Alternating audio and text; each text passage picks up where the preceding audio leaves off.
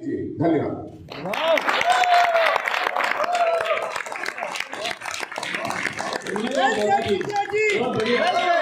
रामदास जी अकोले साहब आगे बढ़ो, रामदास जी अकोले साहब आगे बढ़ो, रामदास जी अकोले साहब आगे बढ़ो, रामदास जी अकोले साहब आगे बढ़ो, रामदास जी अकोले साहब आगे बढ़ो, बाबा शुक्ला जी आगे बढ़ो, स्वामी जी आगे बढ़ो, हम आपके पीछे। मानवता क्या होती है इसके बारे में उनके बहुत बड़े विचार थे और इसीलिए पूरी दुनिया में कम से कम 1 करोड़ से ज्यादा उनके फॉलोअर थे। उनका काम बहुत बड़ा था।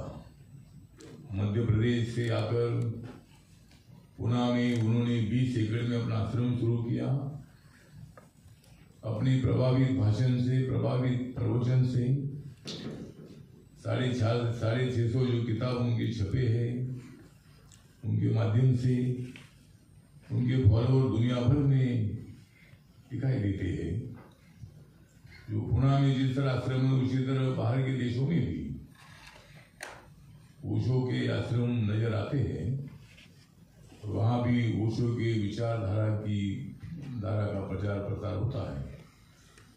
अच्छी बात है, हमारे आचार्य रजनीश जी को फॉरेनर ने भी स्वीकारा। आचार्य रजनीश जी की फिलोसॉफी उन्होंने भी स्वीकार लिया, अच्छी बात है, उनका हम स्वागत करते हैं। लेकिन ये पुणे का जो आश्रम है, अभी ओशो को जाकर कितने साल हुए? 31 साल। 31 आश्रम को खुले हुए 90 में आश्रम तो 1974 में खुल गया था। रजनीश जी की डेथ हुई 1990। 31 ईयर 31 साल 90 में 1990 में उनकी डेथ हुई। अच्छा 1990 में तो कम से कम 31 साल, मतलब ओशो को जाकर पूरे हुए 31 साल। ओशो को जाकर पूरे हुए 31 साल, लेकिन हमें अच्छा चाहिए रजनीश आश्रम का हाल। अगर फॉरेनर फैला देंगे वहां जा, अगर फॉरेनर फैला देंगे वहां अपना जाल, तो मैं लगा दूंगा उनके मुंह तो जाल,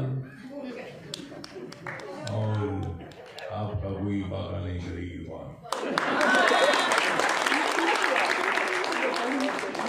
तो आज आप सब लोग पूरे देश भर से, पुणे से, मुंबई से, गुजरात से, नागपुर से यहाँ मौजूद है। जरूर आपने जो समस्या बताई है कि भाई आश्रम में जो भ्रष्टाचार चल रहा है उसकी जांच होनी चाहिए।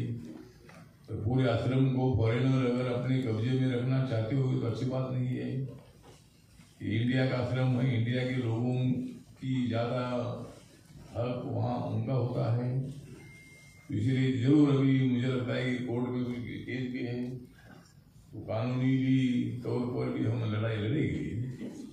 लेकिन वहाँ जो भ्रष्टाचार चल रहा है, भारत का पैसा बाहर ले जा रहे हैं, ये अच्छी बात नहीं है। इसलिए जरूर आपने मेरे पास प्रस्ताव रखा है, मैं ध्यान दे दूंगा। वहाँ जो भ्रष्टाचार चल रहा है वहाँ ईडी के मार्फत उसकी इंक्वायरी करने के लिए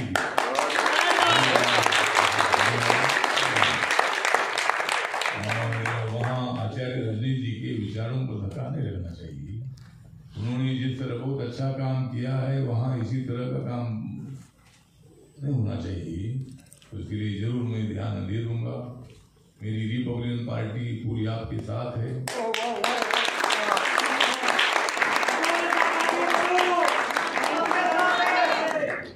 मतलब रिपब्लिकन पार्टी आपके साथ है, ये अंदर की बात है। तो रिपब्लिकन पार्टी आपके साथ है। जरूर आपने हमारे सामने जो प्रस्ताव रखा है कि रजनीश आश्रम में भ्रष्टाचार नहीं होना चाहिए, रजनीश आश्रम पर खाली फॉरेनर का कब्जा नहीं होना चाहिए, उसमें हमारा भी हक है। तो जरूर उसमें क्या कर सकते हैं उसके लिए जरूर मैं आपको न्याय देने का काम करूँगा। इन्हीं शब्दों के साथ आपने आज मुझे बुलाया, इसीलिए मैं आपका धन्यवाद करता हूँ। और आचार्य रजनी जी ने लोगों में जो बुद्धा पर जो स्पीच दिया था वो भी आपने दिखाया, इसीलिए मैं आपका हार्दिक आभार व्यक्त करता हूँ। नमो बुद्धाय, जय भीम, जय भारत, जय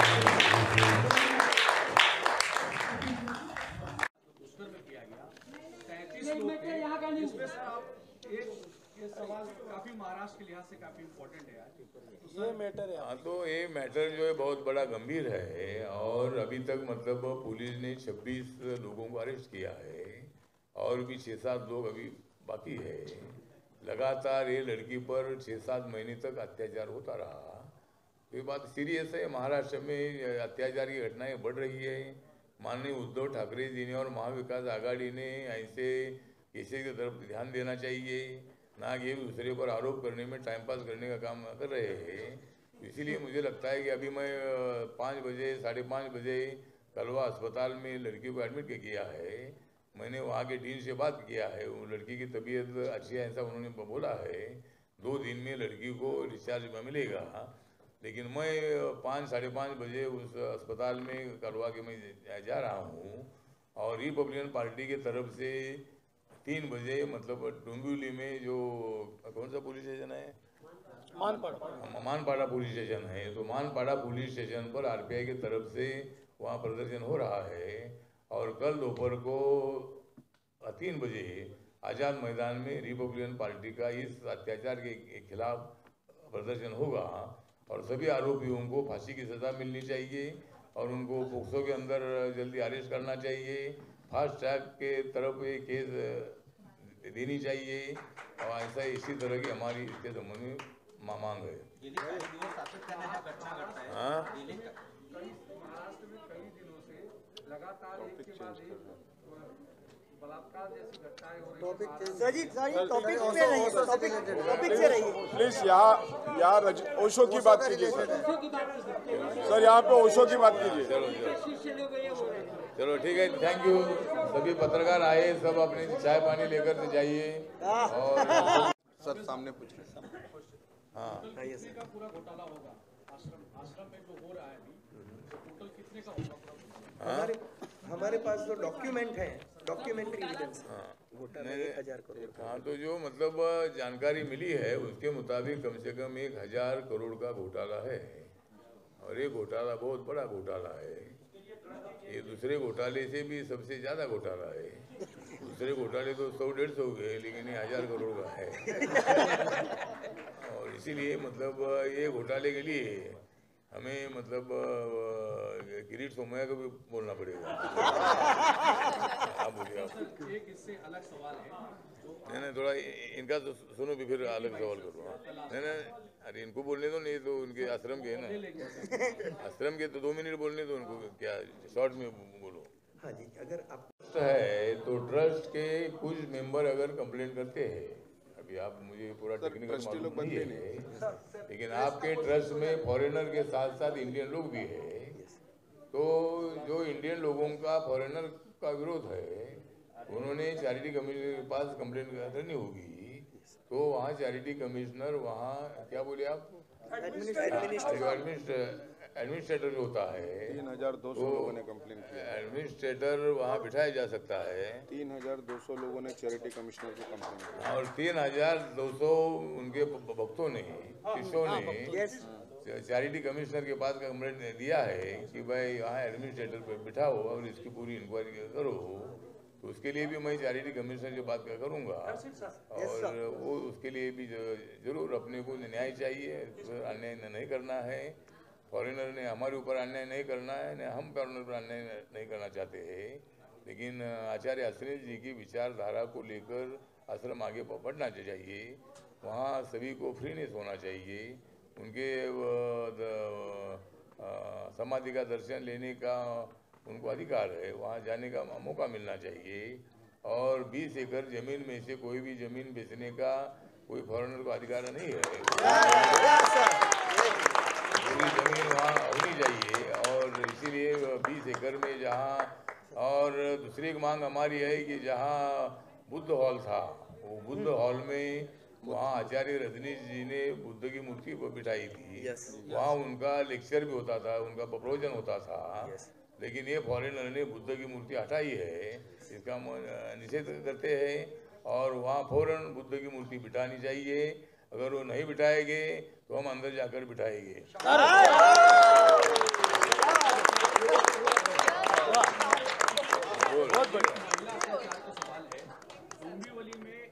तरफ से मैं इतना ही बताना चाहता हूँ कि मैं जरूर करूँगा तुम्हारे दुश्मनों का सामना।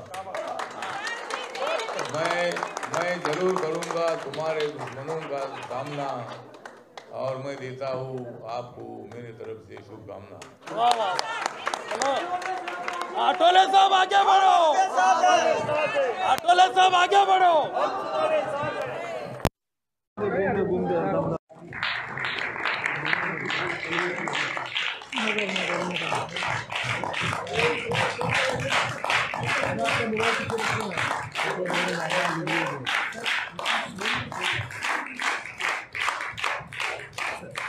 सर इधर देखिएगा, इधर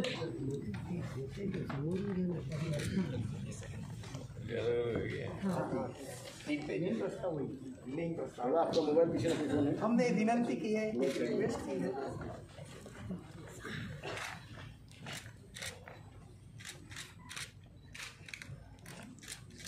हम माननीय आठवले जी को एक मेमोरेंडम दे रहे हैं कि हमने विनंती की है कि इसकी जांच होनी चाहिए और हमें न्याय मिले। राष्ट्र आश्रम के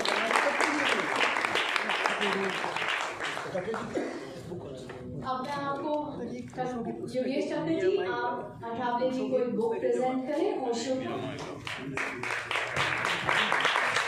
फ्रंट दिखा दीजिए सर, जो फ्रंट उसका बुक का फ्रंट दिखा दीजिए सर, बुक का फ्रंट दिखा दीजिए। हाँ, पुस्तक का ये फ्रंट, हाँ ये देखिए।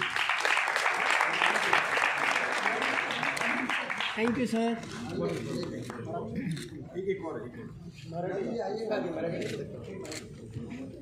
ओशो की कुछ 65 मराठी ट्रांसलेशन हुई है।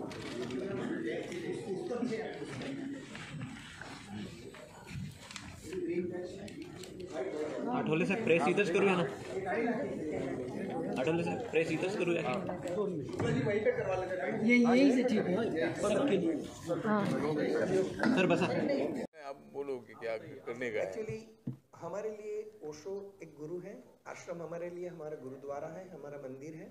ओशो की समाधि हमारे लिए सबसे पवित्र जगह है और हम चाहते हैं कि ओशो की समाधि के द्वार, आश्रम के द्वार सबके लिए खोल दिए जाएं और ओशो आश्रम के जो पैसे हैं और ओशो आश्रम की जो संपत्ति है वो एक पब्लिक चैरिटेबल ट्रस्ट के अंदर रजिस्टर्ड है, उसे ट्रस्ट के अंदर ही रखना चाहिए और पूरी पारदर्शिता करते हुए, ट्रांसपेरेंसी रखते हुए एक एक पाई का हिसाब ट्रस्टियों के पास से लेना चाहिए और जो पैसा चोरी करके ले गए हैं वो फिर से ट्रस्ट के अंदर वापस लाना चाहिए।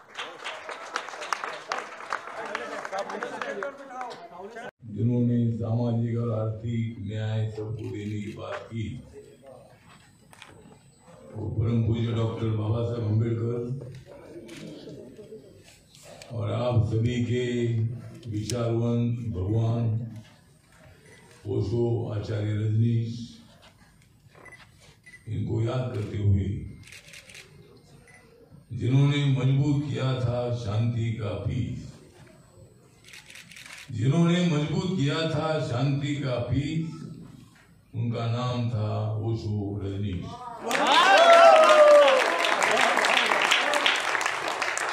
All of you I wish,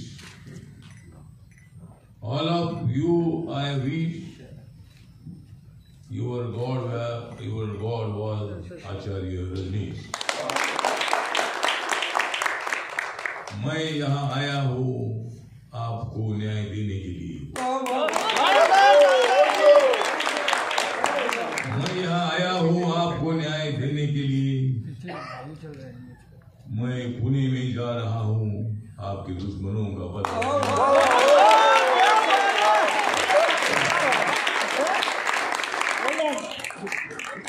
मैं यहाँ आया हूँ आप सभी को जगाने के लिए।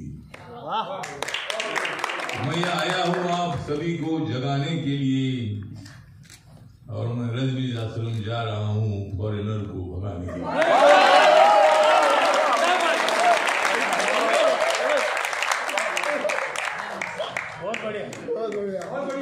बहुत बढ़िया। आज हमारे बीच में कृष्ण मिलन शुक्ला जी, जो हमारे आरपीआई के राष्ट्रीय उपाध्यक्ष है, बिल्डर भी है, आपके मित्र भी है। दूसरे हमारे स्वामी योगेश जी,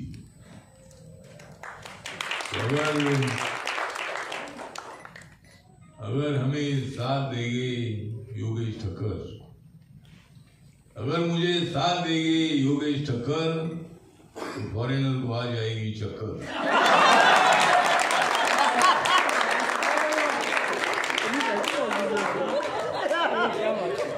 तो यहाँ हमारे योगेश ठक्कर स्वामी जी, जो इस आश्रम के बहुत दिनों से स्वामी जी है, आचार्य रजनीश जी के लिए उन्होंने बहुत बड़ा काम किया है। उनके विचारों का प्रचार प्रसार करने में उनका बहुत बड़ा योगदान रहा है। वो योगेश ठक्कर स्वामी जी यहाँ मौजूद है।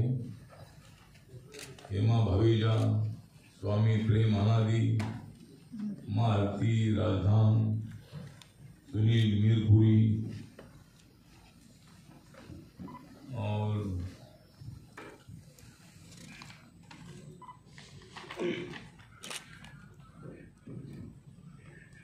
और माँ मंजू जी, माँ संगीता जी, स्वामी अनाधि जी, स्वामी वीरेंद्र जायसवाल जी, स्वामी सुनील जी, कमलेश पांडे जी, जो फिल्म के स्टोरी राइटर है,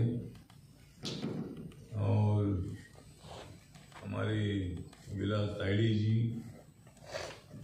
जो जोश से घोषणा दे रहे थे। तो हम सब लोग जोश में हैं, लेकिन हम होश में हैं। तो हमें बहुत बड़ी चालाकी से काम करना होगा। हमने आचार्य रजनीश जी का नाम सुना था, उन्होंने आश्रम के अंदर आया नहीं, लेकिन कोरेगांव पार्क में हजारों बार मैं उधर आया हूँ, और आदरणीय आचार्य रजनीश जी के ओशो के भाषण भी मैंने कैसेट पर सुने हैं, और उनकी विचारधारा बुद्धा के विचारधारा से कनेक्टेड थी। शांति आचार्य रजनीश जी का आश्रम है पुणे में, तो वहाँ जो कुछ गलत काम चल रहा है, फॉरेनर लोगों ने मतलब उस आश्रम को अपने कब्जे में रखा है। और भारत का जो पैसा है वहाँ मतलब 80 रुपए में चाय दिया जाता है, 400 रुपए में खाना दिया जाता है, अंदर एंट्री के लिए 980 रुपए लिए जाते हैं, और वो पैसा भारत में ना रखकर वो पैसा फॉरेन में भेजा जाता है। तो मुझे कुछ इंडिया में रहने वाले, मुंबई में रहने वाले, पुणे में रहने वाले, गुजरात में रहने वाले आचार्य रजनीश जी के जो शिष्य हैं, उन्होंने मुझे मेरे पास कंप्लेंट की कि हमारे जो बाबा शुक्ला जी है, इन्होंने मुझे बताया कि आश्रम में बहुत गड़बड़ियाँ हो रही है और उसकी इंक्वायरी होनी चाहिए। तो इसीलिए आज उनके सभी शिष्य या आचार्य रजनीश जी के ओशो को इधर आए हैं और उन्होंने मुझे पूरी बात बताई है। तो जरूर आश्रम में जो गैर व्यवहार चल रहा है उसकी इंक्वायरी भी मतलब करने के लिए मैं कोशिश करूँगा। दूसरा, वहाँ जिस तरह अभी आचार्य रजनीश जी की समाधि जो है, या 20 एकड़ जमीन में आश्रम है कोरेगांव पार्क में, पुणे में, तो वहाँ जो भी मतलब उनके अनुयायी है, शिष्य है, ओशो के, उनको उनके समाधि पर जाने का अधिकार होना चाहिए। और उसके लिए भी जो परमिशन है, जो उनका डेट 1990 में उनका डेथ हुआ, क्या डेट था उनका? 19 जनवरी 1990। हाँ, 19 जनवरी 1990। तो अभी कम से कम 31 साल अभी पूरे अपने जनवरी में हो गए। और तो एक काम हम वहाँ पुलिस से बात करके कर सकते हैं। दूसरा, जो आपने FIR दाखिल किया है, तो FIR को इम्प्लीमेंट आगे करने के लिए जरूर मैं वहाँ के पुलिस ऑफिसर और जरूर इसमें जो गलत हो रहा है वो भी ठीक नहीं है। और इंडिया के लोगों के हाथों से पूरा आश्रम फॉरेनर के हाथ में नहीं जाना चाहिए। फॉरेनर भी रहो, लेकिन इंडिया के लोगों को साथ में लेकर यहाँ आश्रम चलाना चाहिए। उनको अलग करके आप आश्रम नहीं चला सकते। आप भी फॉरेन के होने के बावजूद भी ओशो के भक्त बने, अच्छी बात है, हमें उसका गर्व है। लेकिन जो कुछ काम चल रहा है ऐसा नहीं होना चाहिए। तो इसके लिए उन्होंने मेमोरेंडम हमको दे दिया है और उसकी पूरी इंक्वायरी करने की कोशिश हम करेंगे। और आपको मतलब इन जिन लोगों ने हमें हमारे पास मांग किया है उनको न्याय देने की कोशिश मैं सामाजिक न्याय और अधिकारिता मंत्री के नाते और और रिपब्लिकन पार्टी ऑफ इंडिया के अध्यक्ष के नाते मैं जरूर इसमें ध्यान दे दूंगा और इसकी पूरी इंक्वायरी करने की कोशिश मैं करूंगा।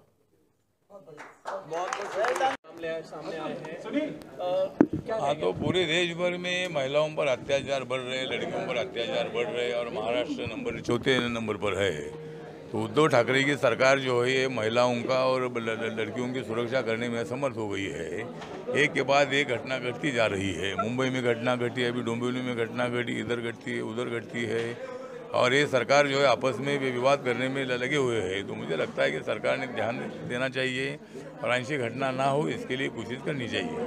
लेकिन जिस तरीके से पिछले कुछ दिनों से कानून व्यवस्था खराब हो गई है महाराष्ट्र में, क्या सरकार कंट्रोल हो चुकी है? नहीं, मुझे लगता है कि भाई कानून व्यवस्था जो है ये ठीक नहीं है। मतलब सरकार की स्थिति भी ठीक नहीं है, कानून भी व्यवस्था ठीक नहीं है। और ये सरकार को मतलब सत्ता में रहने का कोई अधिकार नहीं है। ये सरकार ने जल्दी जल्दी जाना चाहिए। पवार साहब पर जो आरोप हो रहे हैं कि भाई पवार साहब ने कांग्रेस के पीठ में खंजर को घुसा था, लेकिन मुझे मालूम है कि भाई तब मैं शरद पवार जी के साथ था और शरद पवार जी को पार्टी से निकाला और कांग्रेस पार्टी ने शरद पवार के पीठ में खंजर को घुसा था। तो आनंद गीते के आरोप में बिल्कुल तथ्य नहीं है। और ये शिवसेना अगर इतना पवार साहब का अपमान कर रही है तो राष्ट्रवादी कांग्रेस ने सत्ता से बाहर आना चाहिए। इसी तरह का भी मेरा निवेदन है। और शिवसेना को भी मेरा निवेदन है कि अगर आप ये दोनों के चक्रों में अटके हुए हैं तो आप बाहर आइए, आप बीजेपी के साथ आइए और सरकार बनाइए। तो ये धांधली चल रही है, कांग्रेस पार्टी एक दूसरे पर आरोप प्रत्यारोप कर रही है। तो ये सरकार को सत्ता में रहने का अधिकार नहीं है। नया फॉर्मूला कोई ना कोई तो बनना चाहिए। एक तो शिवसेना, बीजेपी, RPI एक साथ आए या बीजेपी, राष्ट्रवादी कांग्रेस, RPI एक साथ आए, ऐसा कोई फॉर्मूला बनकर नई सरकार बननी चाहिए।